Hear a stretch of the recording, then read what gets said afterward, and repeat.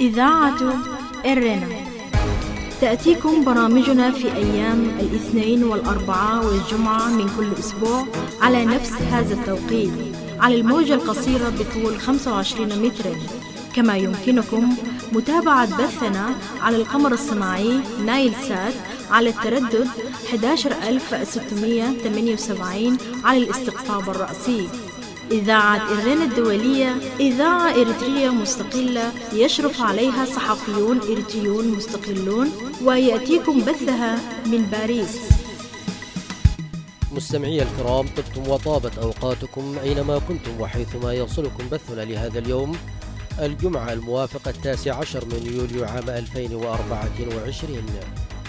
كما هي عادتنا دائما وأبدا مستمعي الكرام، نبتدئ البرنامج العربي بنشرة الأخبار، يلي ذلك فاصل غنائي، ثم تتابعون بعد ذلك حلقة جديدة من برنامجكم الأسبوعي تعليق على حدث، والذي يأتيكم اليوم بعنوان أسباب تدني المستوى التعليمي في إريتريا وتأثيره على الأجيال القادمة. وقتا طيبا نرجوه لكم مستمعي الكرام مع متابعة فقرات برامجنا لهذا اليوم.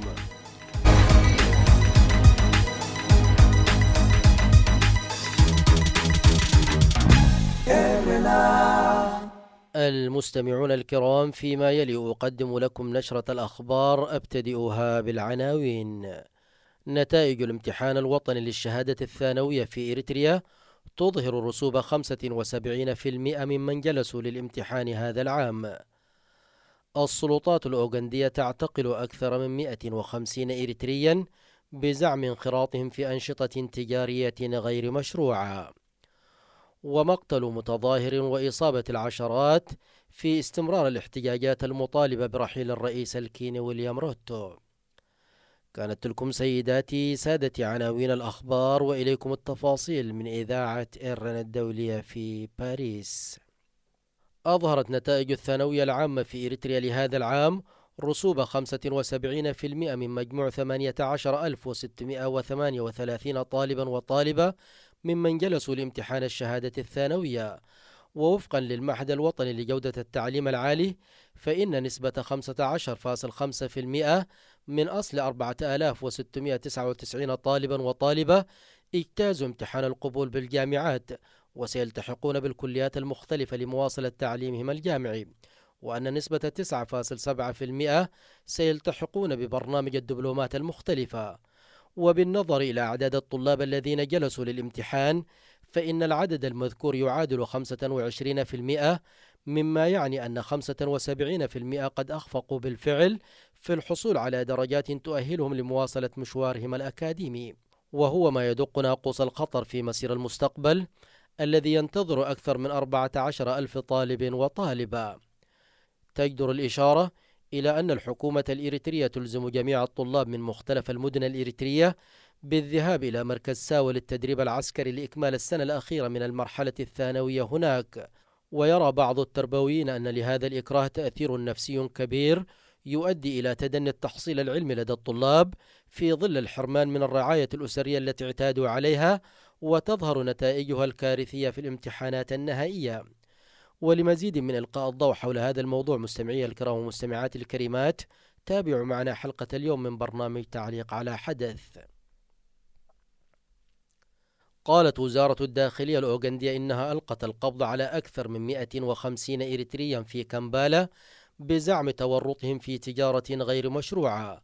وصرح سيمون مندي المتحدث باسم الوزارة لوسائل الإعلام المحلية في 15 من يوليو أن الاعتقال تم بعد تلقي معلومات تفيد بأن الأجانب الذين يعيشون في أوغندا يشاركون بشكل غير قانوني في أنشطة تجارية صغيرة. وأضاف المتحدث باسم الداخلية الأوغندية أن سلطاتها على علم بأن المئات من الأجانب غير الشرعيين يشاركون في أنشطة تجارية غير قانونية في مناطق كانساغا وغابا ومونونغو. وقال إن معظم المعتقلين كانوا ممن فتحوا متاجر صغيرة ويعملون في أماكن مثل محلات البقالة ومحلات بيع مستحضرات التجميل أو المكياج والمزادات ومحلات الإنترنت وغيرها. وأضاف إلى أن هنالك أجانب وبعضهم من اللاجئين يمارسون الدعارة في الجامعات والمدارس وفي بعض المناطق الأخرى حسب تعبيره. تجدر الإشارة إلى أن هنالك أكثر من 25 ألف إريتريين يعيشون في أوغندا، معظمهم ممن ينتظر الهجرة إلى بلد ثالث.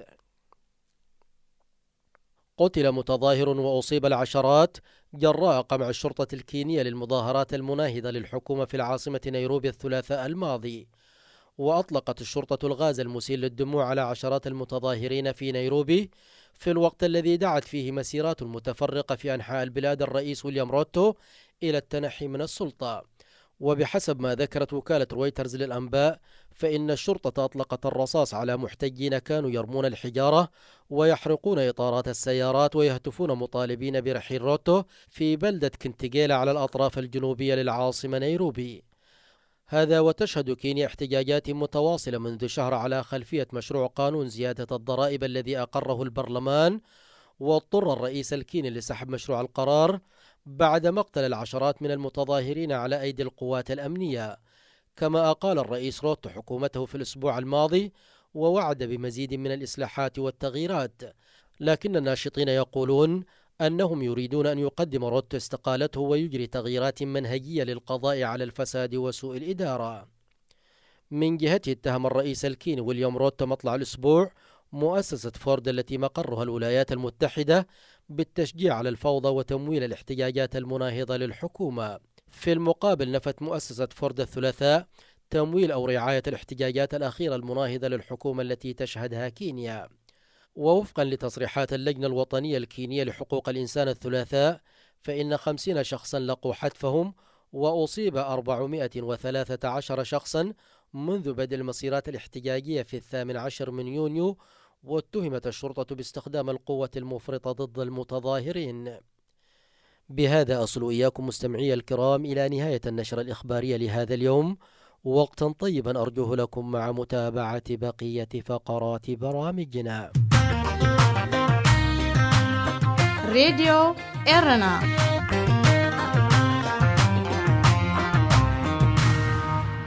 مستمعي الكرام ومستمعات الكريمات، كما أشرنا في بداية البرنامج، تتابعون فيما يلي حلقة جديدة من برنامجكم الأسبوعي تعليق على حدث، والذي يأتيكم اليوم بعنوان أسباب تدني المستوى التعليمي في إريتريا وتأثيره على الأجيال القادمة.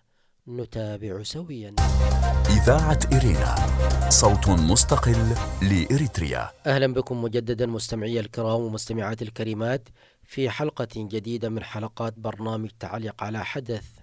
وحلقتنا اليوم مستمعي الكرام ستكون عن تدهور المسيرة التعليمية في إريتريا بعد النتائج المخيبة للآمال التي أعلنتها الحكومة الإريترية الثلاثاء الماضي، والتي كانت صادمة بكل المقاييس، ليس للطلاب وأولياء أمورهم فحسب، بل لكل ذي عقل وكل حال بأن تسير إريتريا في ركاب الدول، لا نقول الدول المتقدمة والمتطورة، ولكن نقول على أقل تقدير أن تسير في ركاب الدول الموازية والمماثلة لإريتريا من دول المنطقة. والمماثلة والمشابهة هنا نعني بها مجازا البيئة الجغرافية، وإلا فإن الحالة الإريترية لا مشابهة لها في المنطقة. فإريتريا تشهد منذ أكثر من 20 عاما تراجعا مستمرا في التحصيل العلمي والجودة التعليمية، لا سيما بعد إغلاق جامعة أسمرة وافتتاح الكليات المتخصصة التي أنشئت في المناطق المختلفة كبديل لجامعة أسمرة، مثل كلية الزراعة في حمل مالو، وكلية التجارة والاقتصاد في حلحلة، وكلية أوروتا الطبية في أسمرة، وكليات ماينفحي. وجميع هذه الكليات مستمعي الكرام ومستمعات الكريمات هي تقع تحت إدارة العسكر. وأيضا بالرغم من كثرة هذه الكليات إلا أنها للأسف الشديد لا تنتج كفاءات مقتدرة مقارنة بأقرانهم في التعليم الموازي في الدول الأخرى. وإسناد إدارات هذه الكلية للعسكر كانت الطامة الكبرى في تدني وتدهور التحصيل العلمي في إريتريا، لأنه وبكل بساطة حتى لو توفر الكادر التعليمي المؤهل، وإن كان ذلك قليلا، إلا أن إسناد المهام الأساسية للعسكريين الذين لا يمتون بصلة إلى إدارة المؤسسات التعليمية كان ذلك أولى المعاول التي أسهمت في تراجع وانهيار البرامج التعليمية، وذلك لغياب دور التخطيط والتطوير والرؤية المستقبلية، وكذلك اكتشاف النقص والقصور وطرق معالجة الإخفاقات التي تواجه التحصيل الأكاديمي، لأن فاقد الشيء لا يعطيه، ولو كانت هنالك حكومة رشيدة أو تمتلك رؤية مستقبلية واضحة في تطوير التعليم والنهوض به، لأوكلت مهام إدارة هذه الكليات أو المؤسسات التعليمية بشكل كامل للوزارات المختصة، بما في ذلك وزارة التعليم والتعليم العالي، كما هو المتعارف عليه لدى الدول الأخرى. لكن الحقيقة المؤسفة والمؤلمة في ذات الوقت أن إريتريا ليس بها وزارة للتعليم العالي، وهذا يؤكد غياب الرؤية المستقبلية للنهوض أو التطوير للبلد الذي خرج من معاناة حرب التحرير. ما زلتم مستمعي الكرام ومستمعات الكريمات تتابعون حلقة جديدة من برنامجكم الأسبوعي تعليق على حدث، والذي يأتيكم اليوم بعنوان أسباب تدني المستوى التعليمي في إريتريا وتأثيره على الأجيال القادمة. فاصل قصير ونعود إليكم، فابقوا معنا. هذه إذاعة إرنا.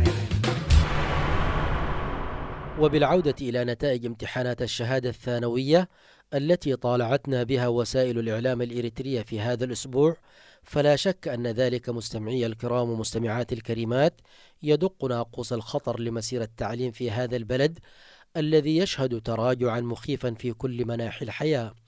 وبالرغم من الصدمة المزلزلة التي أحدثتها هذه النتيجة برسوب وإخفاق 75% من مجموع الطلاب الذين جلسوا للامتحان في هذا العام، والبالغ عددهم 18,638، أي بمعنى أن أكثر من 14,000 طالب وطالبة توقفت مسيرته الأكاديمية عند هذا الحد، إلا أنها لا تستدعي الاستغراب عطفا على التخبط الذي تمر به وزارة التعليم الإريترية، أو لنقل التعليم قبل الجامعة في إريتريا إن صح التعبير، من الاضطراب بالاختلاف في المناهج تارة، واختلاف لغة التدريس في مرحلة الأساس أو المرحلة الابتدائية تارة أخرى، وذلك باعتماد لغة الأم فيها كلغة أساسية لتدريس المناهج، وهو ما نشأ عنه بطبيعة الحال ضعف اللغة الأساسية للتعليم في المراحل التي بعدها. وهذه اللغة بلا شك هي المفتاح لبقية العلوم والمعارف، وبالتالي فإن النتيجة المترتبة على هذا الضعف هو ضعف الفهم والاستيعاب لبقية العلوم. أضف إلى ذلك العلة الأخرى، وهي افتقار الكتب المنهجية إلى التطوير والتحديث بما يتلائم متطلبات العصر، بل إن المتوفر من هذه الكتب هي عبارة عن نسخ مصورة أو طباعة رديئة تفتقر إلى المواكبة للأجيال المعاصرة، وافتقادها إلى التجديد المستمر زيادة أو حذفا وفق ما تتطلبه المرحلة، ودعم ذلك بالصور والشروح الملونة التي تسهل رسوخ المعلومة في ذهن الدارسين. هذا بالطبع مستمعي الكرام ومستمعات الكريمات إذا كانت الكتب متوفرة لكل الطلاب، لأنه في بعض المناطق يصادف أن يشترك طالبان أو أكثر في كتاب واحد. أضف إلى ذلك انعدام الوسائل التعليمية الأخرى بشكل كامل، وهي التي يعين توفيرها على تسهيل نقل المعلومة بشكل سلس إلى أذهان الدارسين. ونجمل القول هنا مستمعي الكرام ومستمعات الكريمات إلى أن إريتريا ما زالت تسير على نمط التدريس القديم الذي أصبح في مجمله غير متزامن مع التحديث والتطور الذي يصاحب التدريس في عالم اليوم، وهو ما خلق فجوة كبيرة بين الطالب الإريتري في الداخل وأقرانه في الدول الأخرى. وتسري هذه الفجوة في نمط التفكير والتعاطي مع وسائل التحصيل العلمي، وهو فرق لا يشعر به الطالب إلا عندما تتاح له الفرصة للخروج من إريتريا لاستكمال أو استئناف الدراسة في الخارج، إذ أنه يجد صعوبة بالغة في بادئ الأمر في المواكبة تجعله يبذل جهدا مضاعفا حتى يساير الركب الذي حوله. ما زلتم مستمعي الكرام ومستمعات الكريمات تتابعون حلقة جديدة من برنامجكم الأسبوعي تعليق على حدث، والذي يأتيكم اليوم بعنوان أسباب تدني المستوى التعليمي في إريتريا وتأثيره على الأجيال القادمة. فاصل قصير ونعود إليكم، فابقوا معنا. راديو إرنا راديو إرنا كاب كتما باريس محلالف لإرتوارن غازيتنياتا زدالو نتا راديو.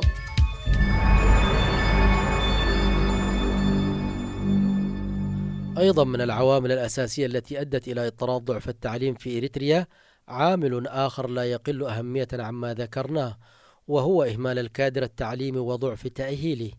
وحينما نقول مستمعي الكرام ومستمعات الكريمات ضعف الكادر التعليمي، فإننا لا نقصد بذلك في الدرجة الأولى الضعف الذاتي، لأنه أمر مفروغ منه ولا يتصور لضعيف القدرة العقلية الوصول إلى مثل هذه المراحل من التحصيل العلمي، بل نعني هنا الضعف الموضوعي الناتج عن عدم كفاية تأهيل المعلمين وصقل مواهبهم وإثراء معارفهم بالدورات التطويرية بشكل مستمر ومتزامن مع العصر، وتحفيزهم بما يعزز قدراتهم ويرفع معنوياتهم، وتهيئة الظروف الملائمة والمساعدة لأداء رسالتهم الخالدة، سواء كان ذلك من حيث المسكن أو الأجر والراتب أو حفظ الهيبة والمكانة اللائقة بهم، بدلا من اقتيادهم إلى حقل التعليم بالأوامر العسكرية وتنفيذ التعليمات والتوجيهات التي لا شك أن أثرها سينعكس على أدائهم، وبالتالي لن يتمكن المدرس عندئذ من إيصال رسالته على النحو المرجو والمأمول إلا من رحم،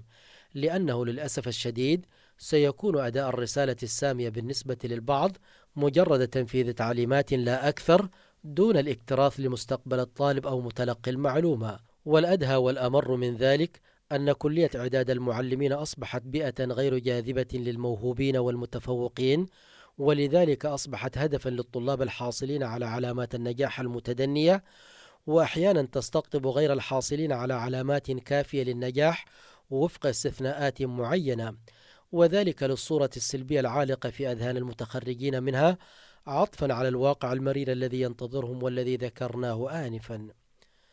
ما زلتم مستمعي الكرام ومستمعات الكريمات تتابعون حلقة جديدة من برنامجكم الأسبوعي تعليق على حدث، والذي يأتيكم اليوم بعنوان أسباب تدني المستوى التعليمي في إريتريا وتأثيره على الأجيال القادمة. فاصل قصير ونعود إليكم، فابقوا معنا. إذاعة إرينا، صوت مستقل لإريتريا. أما البيئة التعليمية في إريتريا فهذا بعد آخر يجب التوقف عنده كثيرا، وإن حاولنا التحدث عنه بشكل عميق فيحتاج منا ذلك إلى حلقات متعددة، لكن حسبنا أن نشير مستمعي الكرام ومستمعات الكريمات إلى أبرز تلك التحديات. أولا، البعد الجغرافي لمواقع المدارس في الغالب وانعدام وسائل النقل، وهو ما يجعل الطلاب يواجهون مشقة ذهابا وإيابا من وإلى المدرسة نظرا لبعد المسافة التي يقطعها الطالب بشكل يومي، ولا يخفى تأثير ذلك الإرهاق على القدرة الذهنية والعقلية، وبالتالي ضعف الاستعداد النفسي والعقلي لمراجعة الدروس واستذكارها حين العودة إلى المنزل. وعامل التحدي الآخر في البيئة التعليمية هي بيئة المؤسسات التعليمية نفسها، وذلك لعدم صلاحيتها في كثير من الأحيان لتكون مرفقا تعليميا، لكونها لا تلبي الاشتراطات اللازمة التي ينبغي توفرها في المرافق التعليمية، حيث أن معظم هذه المدارس لا تتوفر فيها مواصفات مقاومة عوامل الطبيعة كالحرارة في فصل الصيف والبرودة في فصل الشتاء. أضف إلى ذلك قدم المباني التعليمية وتهالكها نظرا لإهمال أعمال الصيانة، وكل ذلك عوامل مؤثرة في صرف انتباه الطلاب عن متابعة البرنامج التعليمي اليومي إلى التفكير في زمن انتهاء اليوم الدراسي والهروب من البيئة الطاردة. وهذا مستمعي الكرام ومستمعات الكريمات ينطبق على عامة البيئات التعليمية في إريتريا إلا القليل. ما زلتم مستمعي الكرام ومستمعات الكريمات تتابعون حلقة جديدة من برنامجكم الأسبوعي تعليق على حدث، والذي يأتيكم اليوم بعنوان أسباب تدني المستوى التعليمي في إريتريا وتأثيره على الأجيال القادمة. فاصل قصير ونعود إليكم، فابقوا معنا. هذه إذاعة إرينا. أما المشكلة الكبيرة والرئيسية التي تجعل الطلاب يفتقرون إلى الإحساس بوجودهم في بيئة تعليمية أو حقل تعليمي، فهي عند وصولهم إلى نهاية المرحلة المفصلية من التعليم العام، حينما يتوجه طلاب السنة 12 إلى مركز ساو للتدريب العسكري سيء الصيت، حيث يشاهد الطلاب تحقق الانطباع السيء الذي نما إلى عقولهم مسبقا في البيئة العسكرية التي تحيط بهم من كل الجوانب، والشعور السائد المسيطر عليهم بأنهم في مركز تدريب عسكري وليس في مركز تحصيل علمي، والتعامل معهم بحزم وصرامة عسكرية تعمق فيهم شعور العسكرية والتجنيد أكثر من أي شعور آخر. فهم ومهما كانت التهيئة النفسية لقبولهم لهذا الواقع الجديد والتأقلم معه، تسيطر على عقولهم فكرة واحدة فقط، وهي كيفية التخلص من هذا الجحيم الذي هم فيه. وهذا مستمعي الكرام ومستمعات الكريمات هو ما يضاعف معاناتهم النفسية، بسبب تزايد الضغوط المختلفة من فراق الأسرة الصغيرة في وقت هم بأمس الحاجة لدعمها وتوجيهاتها ومسانداتها وتخفيف ضغوطات الاستعداد للامتحان المصيري، حين يصطدمون بقسوة معاملة لم يعتادوا عليها من قبل وردة فعل عنيفة تواجه طلباتهم وخصوصياتهم التي لم يعتادوا البوح بها إلا للأقرب من أسرتهم الصغيرة. حينئذ فقط ندرك أن مستقبل هؤلاء أصبح في مهب الريح، وأن الهدف الذي تسعى إليه حكومتهم هو عسكرة الأجيال بغض النظر عن تنمية مواهبهم وتطوير قدراتهم بما يضمن لهم تأمين مستقبلهم والاكتفاء منهم بما يضمن تسيير دولاب عمل الحكومة. ولذا يفقد معظم الطلاب الأمل في التطلع إلى مستقبل مشرق لحياته لعلمه المسبق بالمصير المجهول الذي ينتظره، لأن مصير من سبقه سد كل الآفاق أمام تحقق طموح وأحلام راودته ورافقت مصيره أكثر من عقد من الزمان. وعندئذ لا غرابة في التغني والابتهاج بنجاح 25% منهم، ولا بواكي لل75% الراسبين سوى أنفسهم أو ذويهم. إذاعة إرينا، صوت مستقل لإريتريا. استمعتم فيما مضى سيداتي سادتي إلى حلقة اليوم من برنامج تعليق على حدث. في ختام البرنامج العربي لهذا اليوم أعود وأذكر بعناوين الأخبار. نتائج الامتحان الوطني للشهادة الثانوية في إريتريا تظهر رسوب 75% ممن جلسوا للامتحان هذا العام. السلطات الأوغندية تعتقل أكثر من 150 إريتريا بمزاعم انخراطهم في أنشطة تجارية غير مشروعة. ومقتل متظاهر وإصابة العشرات في استمرار الاحتجاجات المطالبة برحيل الرئيس الكيني ويليام روتو. بهذا نصل إياكم مستمعي الكرام إلى ختام البرنامج العربي لهذا اليوم. تقبلوا تحياتي وتحيات الفريق العامل في إذاعة إيرنا الدولية من باريس، وحتى نلتقيكم في البرنامج القادم في أمان الله. هذه إذاعة إيرنا.